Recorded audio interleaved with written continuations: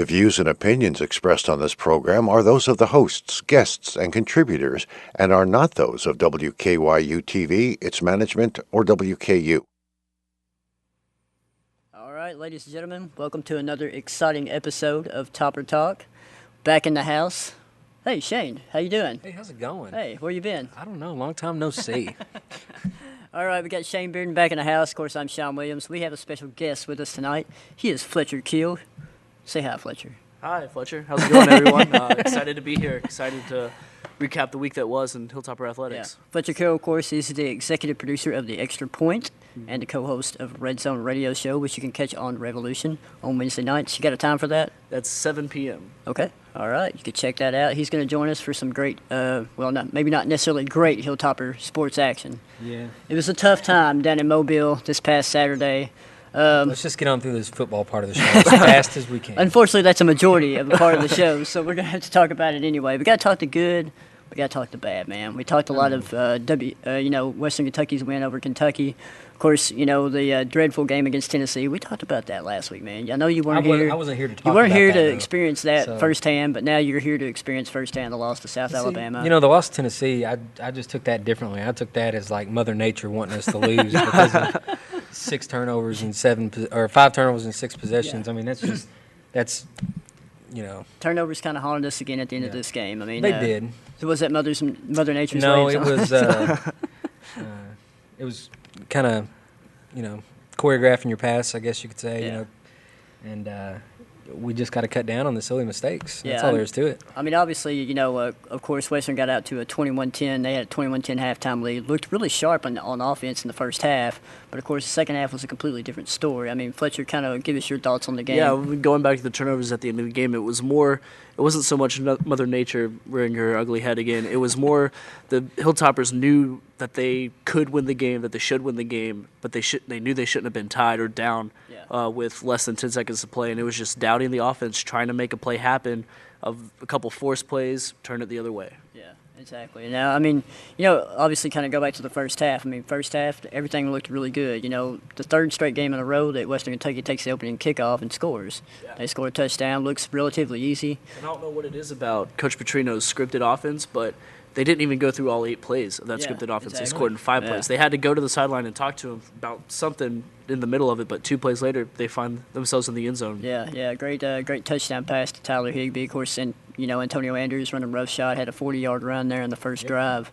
I mean, obviously, the offense was really clicking. They got off to a 7-0 lead, but then South Alabama comes back and on their initial possession and goes down the field and scores a touchdown to tie the game up as well. Kind of something we didn't really expect. But, I mean, obviously early in the game you still think Western Kentucky's like, okay, well, our offense looked really good. We'll probably, do our thing and keep scoring. But obviously we did in the first half, and our defense played really well, for the majority of the game. After that, they only got a field goal. And, we got 2 more touchdowns. Nicholas Norris looked really good, kind of becoming a new target. But obviously, drops were a concern as well, and that kind of reared its ugly head there in the second half. The drops have been a concern through all 3 of the first games right now. I mean, a lot of receivers, and it's not just one receiver or 2 receivers. It's the whole receiving core. Is just dropping easy passes. It's like a contagious disease, man. I mean, and it's not just the drop passes too. Dowdy has a strong arm, and he likes to show it off sometimes. But his receivers aren't that fast a lot of the time. So he overthrew a couple of targets early in the game that could have probably easily been 7 more points to put on the board. Exactly. But don't forget, everyone likes to talk about the drop passes, and there were a lot of them. But there were a couple really good passes, especially on third down too. Hilltoppers were 9 of 17. Third down efficiency. That's something that they've been really good on all year. And don't forget that great play. I think it was late in the third quarter. Higbee kind of caught it on the helmet, like the catch in the Super Bowl a couple years ago. Not David Tyree on him. Yeah, not that to that momentum or magnitude rather, of course, but still a good catch. And it's just, I think a lot of the drops happened a lot later in the game, and it was, again, because they wanted to force something to happen. They knew they shouldn't have been in the position they were in, and they were like, all right, we need to get this to happen. It was fundamentals. You catch it and then run. They were trying to take it the other way when they didn't have it. Yeah. Right. And, you talked about them going deep. They did go deep on a couple of occasions, and obviously Dowdy kind of overthrew his wide receivers. So like you said, maybe not fast enough to catch up to those balls, but if they did, that would have been 14 more points right there. Yeah. So, I mean, you see kind of a trend. We haven't really went deep a whole lot in the first 3 games, but obviously, early on in the first half is when they did that. Had a lot of confidence, wanted to go deep. had their opportunities. They were there. They just were overthrown. So it shows you getting a little bit more confidence in the offense, especially there in the first half. Of course, obviously the second half's a different story. You're kind of, with the Jaguars kind of get the momentum back. The biggest thing for the Jaguars there in the second half and the biggest momentum change for them was putting in Brandon Bridge, the quarterback. Yep. He comes in there. He's a dual threat, 6'5", a big kid. He's got a pretty big arm on him, too. And when he wasn't throwing the ball downfield and connecting with wide receivers, he was gashing us with the run game. I was very impressed with him. The ESPN3 announcers were kind of overly comparing him to Cam Newton. I don't know if I'd go that far, but the kid was good. He came in, he beat the Toppers with his feet, even hurdling. I think was it Arias Wright? I think it was Tyree, right? It was Tyree. Yeah. That's right. Yeah. Hurling Tyree one time, although he didn't completely make it because he kind of fell down on the other side. He still got a couple of yards, more yards out of it, man. We'll notch that up as a hurdle. and top 10 nominee, I believe, on an ESPN3 webcast, which I didn't know they could do. Oh, but okay. Then, I didn't even know. Apparently they can. There you go. He also had a good throw where he was going against the grain on the run and threw back across the field, which showed off his arm strength. Yeah. I think.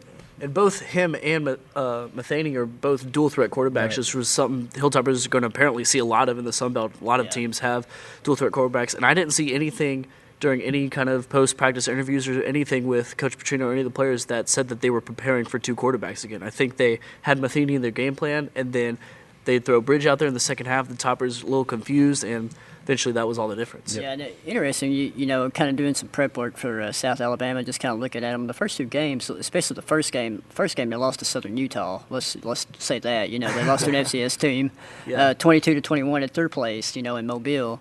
But, they kind of split some time, both Bridge and Matheny. And then Matheny kind of got the nod over Bridge in the second game against Tulane. He was running the offense really smoothly.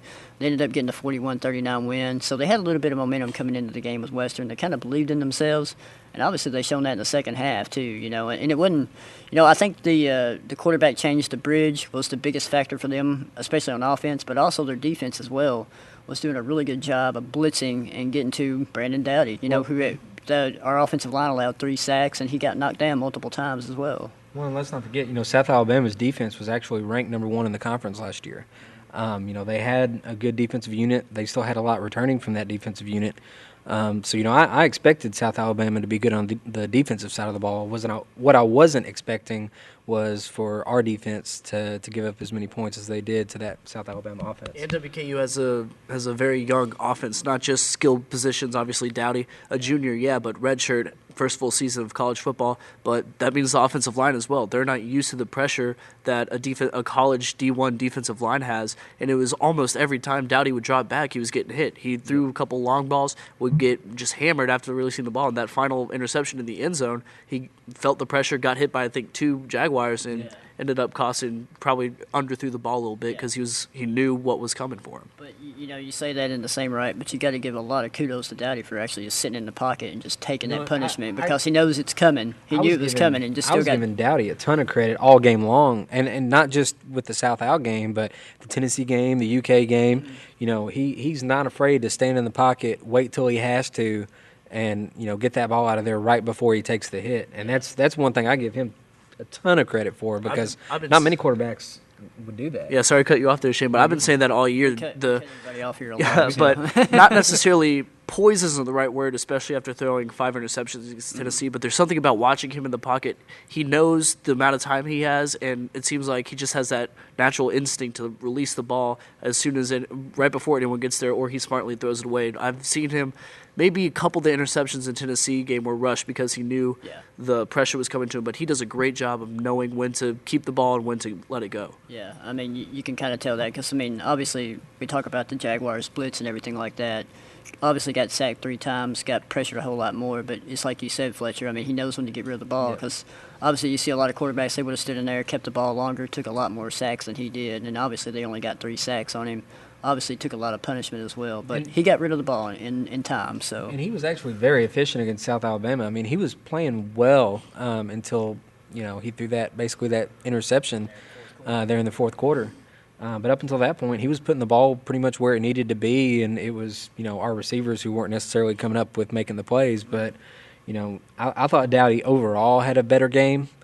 I mean, it's obviously better than 5 turnovers and 6 possessions. You can't really get much worse than that. Yeah, that's true. But, I mean, I still think he has a ways to go and grow, but I think, like we all talked about, his composure in the pocket, and with the blitz coming and, holding the ball to the last second, knowing when to get rid of it, I think that goes a long way with what you want in your starting quarterback. It's something a lot of people probably don't realize or even think about is after that interception, and then South Alabama obviously scores, the offense comes back on the field, and they look like nothing's happened. Yeah. And that's something that after that first interception in the Tennessee game, I actually thought to myself, almost put it out on Twitter.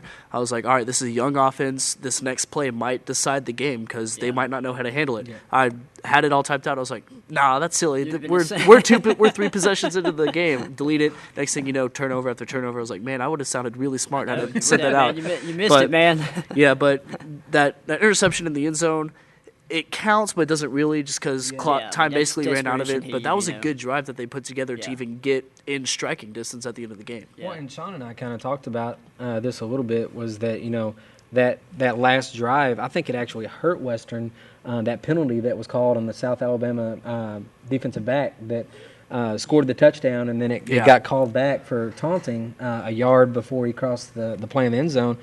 I would have rather them just go ahead and score, and then we had more time to go to march down the field. Instead, they get the ball back to the 16-yard line, and then they get to waste more clock before they score the touchdown, and that shortened the clock on us. Tyrell Pearson, he hit the celebration button about a yard too soon on that. So Which actually happened in the Titans-Houston game last week, and to force overtime, I believe, just wide open, and kind of did the same thing. He kind of went to the goal line, stopped for a good 2 seconds, went in, no penalty. I thought that was a little interesting. Yeah, but obviously, you bring up a good point, Shane. We would have had a lot more time if that wouldn't have happened, because obviously with that taunting penalty, it pushed them back to the 16-yard line. I think they scored in 4 plays, but they took some time off the clock that obviously was precious for Western Kentucky, because I was like you. I was like, man, I wish he wouldn't have taunted and just went ahead and went in the end zone and taunted afterwards, and that way we had better field position. So we can get better field position on the kickoff, right? Yeah. I mean, that would have been the ideal situation, but obviously, I mean, it was actually a really smart, dumb play by him. I mean, really. I mean, the taunt at the 1-yard line, and then obviously they got pushed back to the 16, and they actually took some more time off the clock for Western, so it made it a little bit tougher for them to go down and try to actually tie the game at the end. There. So question on Twitter, Jerry Rickers. I hope I'm pronouncing that right, Jerry. He wants to know who's number 2 quarterback on the depth chart, and do we think we'll see this person any Saturday night? I think we'll see this person play quite a bit. WKU will probably be up, but not necessarily because at the start of the game. Yeah. And number 2 quarterback should be DeMarcus Smith. So, but yeah, like I said, I don't think, and I don't know where Jerry's wanting to float the question at, but obviously I think the starter is going to be Dowdy. Yeah. They still have faith in Dowdy. I mean, it's like you said, we've talked about a lot of positives with him. Obviously, he's got some negatives. He kind of looks at routes and things like that, and he's had interception problems. Some of those are not necessarily his fault. Some of it's pressure and everything like that. Well, and some of it's the receivers, dropping balls or not running correct routes and stuff like that. What goes back to what Fletcher said: young, skilled position players. So all across the board. Yeah. I don't think quarterback is the position we should be asking about competition, and I think the real competition is not even wide receivers, is at running back. Going into the game, a lot of people figured that Leon Allen would overtake Antonio Andrews as the number 1 back. Luckily, Andrews had a much better game, was the AA that we all know, we all loved from last year. And it was funny because I remember watching the game, I was like, all right, Allen's going to get a ton of touches. And he only got like 7, I think. Still got 50-plus yards on it. But I think it was, as much as it was a bummer to see Allen not get as much playing time, it was pretty good because that meant Andrews wasn't fumbling the ball. He was doing what he was asked to do. And so that'll be something to watch throughout the year. If Andrews messes up 1 or 2 more times, Allen might slip into that spot. Yeah, there was obviously talk about that, especially after the Tennessee game with the fumble problems with Andrews. Of course, he had a couple against Kentucky as well. Had that one in the 5 turnovers and 6 plays sequence there. That was just a hard hit, though. Yeah, you can't fault him on that. He had it close to his chest, just got an SEC hit laid on him and couldn't handle it. But, that'd obviously be interesting. And that question was actually posed. I think, a lot of people were talking like, oh, we're going to see Leon Allen start with Andrews. I mean, I think if that situation does happen where Allen's in the game right off the bat, it's still probably going to be one of those. Like, Allen and Andrews are going to get probably around equal amount of carries, you would think, if the game's going well, really maybe what on Petrino's, Saturday if Morgan State's down by 30 in the first quarter. Well, and, one thing I could see is, Antonio has done this a little bit in the past is, putting him at the slot receiver or having two backs come out of the backfield and having Antonio, go out in a receiving pattern and letting Leon get more carries. Because that not only keeps Antonio involved in the game, and he has good hands. I mean, I haven't seen him drop any passes yet. Catching punts as well. Yeah, he catches punts. Definitely helps with that. Yeah. He's got good hands, so I think you could see him get more involved in the passing game, and let Leon do what he does best and rumble between the tackles. Yeah, of course. Like you said, Andrews looked like the Andrews of old last game. I think he had 197 all-purpose yards, so he was getting back in that 200-yard all-purpose yard kind of game. So, kind of being the Antonio Andrews we kind of all know and love, and obviously didn't have any fumbles. I think you'll probably see. It's going to be one of those where Petrino's going to ride the hot hand at running back, and we've seen him do this in the first three games. Not necessarily against South Alabama, but against Kentucky and Tennessee. He mixes it up, starts out with Andrews, and then switches it over to Allen, kind of like and Keyshawn Simpson, too. And Keyshawn Simpson, too. Allen and Simpson are two bruising backs. Allen's got a little bit more speed. Simpson's just a bulldozer running straight up the middle. Red zone back is what Simpson basically is with those, especially two touchdowns against Kentucky, all from the 2 or 3 yards out. Yeah, he's your goal line specialist there, of course. So, I think it's going to be one of those. Petrino's going to try to get Andrews as many touches as he can. He likes to say, get your playmakers 25 to 30 touches a game. I think if that'd be a good measuring point for Andrews. But like I said, he's going to ride the hot hand, too. If Allen's having a great game, he's going to keep feeding Allen, just like he did in the second quarter of the Kentucky game. So. And see, that's my opinion of maybe having that dual backfield with both of them out there. That way you have two guys who are both making plays right now. Because Antonio, even with his fumble problems, he's still been making plays every game. He's still been right up there around the 100-yard rushing mark or over it. He's a playmaker, man. Yeah, he is. He's a playmaker. And then Allen has been doing nothing but making plays when he's getting the touches this year.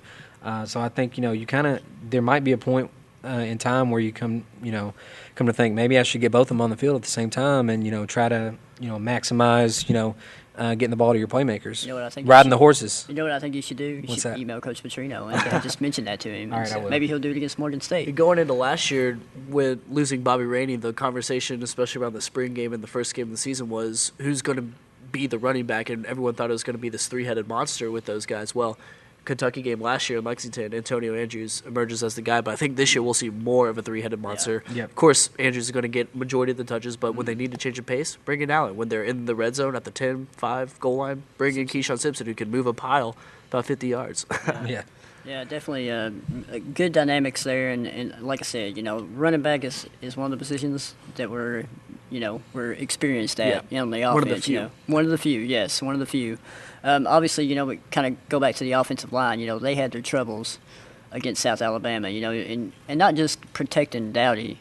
Of course, Dowdy got, they allowed 3 sacks. Dowdy got hit a bunch, but they also had trouble with penalties there in the second half. Yes. You saw Ed Haslett, Sean Conway got called for a couple of false start penalties. Kind of unusual for those guys. Those are seniors. They're veterans. So, even they had trouble with the South Alabama defense. Obviously, the blitz was kind of getting to them. They were kind of thinking a little bit too much and obviously jumping off sides.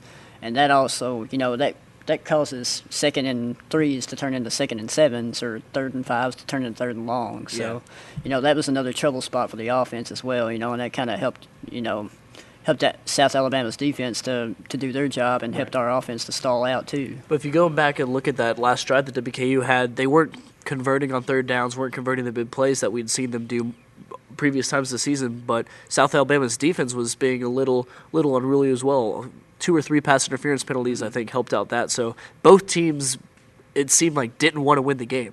Both teams were making just stupid mistakes. And no, I want to lose. South Alabama. No, you go exactly. ahead. No, I want to lose. Yeah, really, and you look at the timeline of the game, you get to the 24-24 mark, and then after that, it's just turnovers. Turnovers were the name of the game. You got the initial interception that Dowdy had when he got hit as he was throwing the ball, and then the guy interception that wasn't an interception. More of a fumble. More of a not fumble. Really. Not really. Tom Brady tuck rule, Exactly. whatever you want to call it. Exactly. But obviously they called it a interception. Obviously he got hit whenever he was throwing the ball. Yeah. It looked like it was going forward. The guy's laying on the ground. obviously looks like it Looked to me like it bounced off the ground. But looks like it bounced off the ground, but hey, they called it what it was. It was unless he was wearing a green jersey that matches the turf, then I think it hit the ground. But anyway, obviously that interception didn't really cost us because then, we got the fumble. Jonathan Dowling caused the fumble on Jeremy Jones, their wide receiver, caught the ball and was trying to make a play, and Dowling did what he did and caused the fumble. Cam Thomas got it. And then, of course, that led to another turnover. It was like a series of turnovers there at the end of the game. So it's like you said, Shay, nobody really wanted to win the game, it seemed like. And the thing about that the first interception that Dowdy threw, the first true interception that was going to be a touchdown, then penalty brought it back to the 16 was very reminiscent of the Tennessee game. And that was another thing that kind of scared me. It was the curl routes is basically what kills us. And one of those things in the end zones, or the play in the end zone was also a curl route, or at least it seemed to be. So Dowdy I don't know if it's just Bobby Petrino needs to stop calling curl routes, or if the receivers need to make sure they actually curl. But I think it's something that they'll probably work on just oddly reminiscent of that game, and I didn't like it very much. It seems like every defensive back that we play, they notice that curl route and they just jump the play. From being at the press conference today, he said obviously hitches and curl routes have been problems, and he said obviously Dowdy's kind of looking that way a little bit too much and kind of. The cornerbacks are jumping those routes, obviously, and you said it, Fletcher. I mean, they did it at the Tennessee game. They did it at South Alabama. And of course, when you jump those kind of routes, you have nothing but green grass in front of you, and cornerbacks are speedy. They're going to take it to the house. Yeah. So obviously, you want to avoid those at any and all costs. And obviously, I think if that's the one thing I think Petrino is kind of disappointed in Dowdy at, and I think that's something that they're going to work on a lot. I mean, like I said, we go back to talking about quarterback and who's going to play and all that. It's going to be Dowdy. The coaching staff has faith in this kid. He's a leader. He'll get better as the season goes on. He's struggling a little bit right now, but give him time. I mean, he's got good coaches. He's got Petrino. He's got Brom. He's going to do nothing but get better as the season goes on. People have to keep in mind, that it is only his third time actually starting and actually playing significant minutes. Yeah. I mean, we all know about his first start that lasted a series, and pretty much hampered him injury-wise for 2 years. Goes back to what Fletcher said, inexperience at certain skill positions on offense, But how good of a game did Nick Norris have? Yep. Probably his coming out party. Yeah. That's what I'm hoping for. Andrew's coming out party was last year in Lexington. Hopefully this game, even though it was a loss, not as happy of a note as Andrews was. Norris, 7 catches, 95 yards, 2 touchdowns. Seemed like almost every other throw was targeted for him. He couldn't. I think one of the overthrows went his way. Yeah. He dropped one in the end zone, but again, that was just trying to get away from a receiver or a defender rather a little too fast when he didn't have the ball. Yeah, but Petrino wasn't too upset with that. They actually brought that up today in the press conference. He said, I'm not too upset with the one in the end zone that he dropped because obviously he had a safety buzzing in front of him and had a cornerback on him. And he said, a lot of wide receivers aren't going to make that catch. So, but yeah, you talk about Nick Norris. I mean, 7 catches, 95 yards. Nick Norris gets a congratulations. He gets to talk to the media today, so he's big time today, right? He made a heck of a touchdown catch. I think it was his second one where he caught it about 5 yards out from the end zone. The spin with his back to the end zone, and he planted his foot and turned and went the other way and completely faked out the South Alabama defender. But if you're watching the broadcast, Warwick Dunn wasn't very impressed defensively on that side. He couldn't say it was a good play by Norris, but he's saying that's the defense's fault for not making the play. I don't think many Western, I don't think many Western fans were paying much attention to what Warwick Dunn was saying. Well, I was just because it was entertaining and just funny. Just the irony of Warwick Dunn, a former Atlanta Falcon, calling a game coached by Bobby Petrino. I thought that was a little ironic. It might have had something to do with it, right? But yeah, I mean, obviously Nick Norris and even Tywan Taylor in the first game against Kentucky. I mean, these are kids. They're going to have their ups and downs. They're going to drop passes and things like that. They're true freshmen. Yeah, but I mean, obviously they have a lot of talent. Nick Norris, shown that. Against South Alabama, he's got that Florida speed, man. I mean, once he gets, I'm waiting for a time where he catches the ball in open field and just breaks away, and just goes to the house. Because that's the kind of speed that he has. Obviously, a track guy in high school. So Aaron Jackson had a deep ball thrown his way from Dowdy against South Al too, and if it ended up, I think, being just a little bit out of bounds where he couldn't get to it. But he's one of those speed guys, too, and another true freshman that, could potentially be a big playmaker for us down the road as well. Yeah, definitely. I mean, like we always go back to what you said, Fletcher. We got some inexperience, especially at wide receivers, one of those positions where we're inexperienced at. But obviously a lot of talent there, so it'd be nice to see these guys develop as the season goes on as well. So obviously got a lot of talent there. So anyway, we move on. Morgan State coming up Saturday. Now, what do you guys think the home crowd will be coming off a loss, a kind of a disappointing loss to South Alabama? I want it to be good. Not everybody at once now. I want it to be good. I want WKU fans to come out, not only see Bobby Petrino in their stadium for the first time, but see this team that went to a bowl game last year, that had a couple signature wins last year. It's the same team. They had a bad loss last weekend, yes. They had an ugly loss in Tennessee, yes. But it's Morgan State. We took care of Austin Peay last year. I think the same thing could happen. They're 0-3. I think they've been outscored by 20, 25 points every game. Yeah. And so I'd see Western Kentucky winning this game really easily. Losses to Army, Robert Morris, and Liberty, by the way. Go ahead, Sean. I don't know. I'll say 17-5 for attendance. I'll say 17. If we can hit the 17,000 mark, I think that'd be really good. I'll say 18 only because it's Parents' Weekend. Okay. Those parents filing in. Real quick, final score predictions for Morgan State. Ooh, I think we'll go 42-21 only because the four-string defense is playing in the fourth quarter. Gotcha. Shane? I'll say 56-10. 56-10. Yeah, all right. I think our offense is finally gonna have their way with somebody for a change. Okay, I'm gonna go 45-7. So there you go. Predictions are out. Good luck, Miak. Yeah, that's right. Good luck, Miak. Good luck, Morgan State Bears. All right, we got a little bit less than 3 minutes left, so Fletcher, give us some soccer updates for us. Soccer, they played Sunday actually in Tennessee again. Had to go back, make that trick. They tied 0-0, took 2 overtimes to do it. Abilene, at least they tied Tennessee, right? Tied Tennessee, right.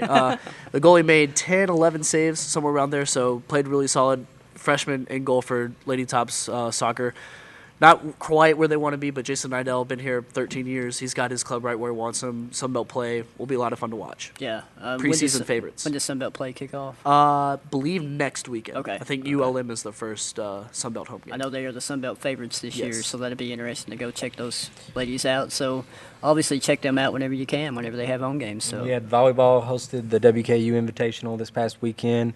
They beat Virginia, and they also beat UNLV the last game, but they fell in straight sets to Ohio, go 2-1 and place second in their tournament. They actually dropped out of the top 25 this week, but they're still receiving votes. Yeah. So they're there. They have had a very, very tough schedule to start the year.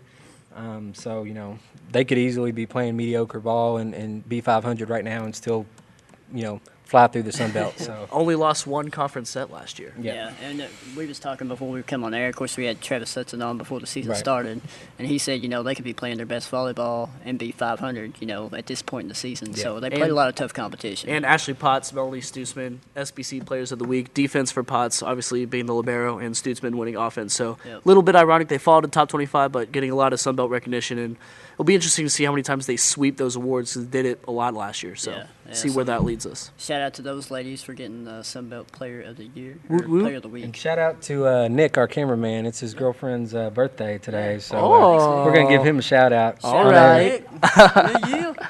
All right, guys. Happy birthday to his girl. We want to thank Fletcher Keel for being on the show. Executive producer of Extra Point, and you can also catch him on the Red Zone Radio Show. 7 o'clock on Wednesdays, Revolution. Watch it. Next Listen. week, TopperTalk. On the next Main Street, Premium Kentucky. Our first stop is a new brand of distillery raising spirits in South Central Kentucky. Then cruise with us up to Smith's Grove as furniture making is transformed into high art. We'll jump up to Louisville to visit with a group that's keeping the origins of golf alive. Finally, we end up back home in Bowling Green with a new look at the renovated Corvette Museum. That's next time on Main Street. Hey, Hilltopper Nation. Tune in each week